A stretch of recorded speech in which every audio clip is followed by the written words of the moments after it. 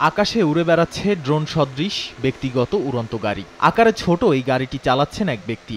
স্থানীয় সময় শুক্রবার জাপানের রাজধানী টোকিওতে প্রথমবারের মতো হেক্সা এয়ারক্রাফট নামের এই গাড়িটিকে উড়ানো হয়। ইলেকট্রিক বা বৈদ্যুতিক উড়ন্ত এই গাড়ি উদ্ভাবন করেছে যুক্তরাষ্ট্রের লিফট এয়ারক্রাফট নামের একটি প্রতিষ্ঠান।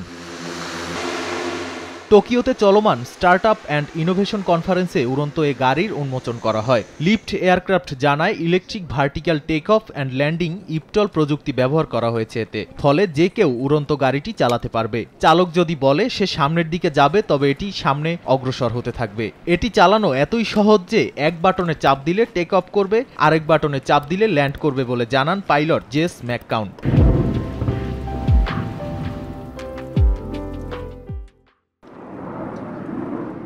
লিফট এয়ারক্রাফটের তথ্য মতে হেক্সাতে ভারসাম্য রক্ষার জন্য 18টি স্বাধীন বৈদ্যুতিক মোটর এবং প্রোপেলার ব্যবহার করা হয়েছে। এটি পানি ও মাটি দুই জায়গাতেই ল্যান্ড করতে পারবে। কার্বন ফাইবার এয়ারফ্রেম ব্যবহার করায় এটির মোট ওজন প্রায় 200 কেজি। এছাড়াও সুরক্ষার জন্য ব্যবহার করা হয়েছে অটোনোমাস ব্যালিস্টিক প্যারাশুট। 6টি মোটর বিকল হয়ে পড়লেও তা সুরক্ষিতভাবে ল্যান্ড করতে পারবে বলেও জানানো হয়।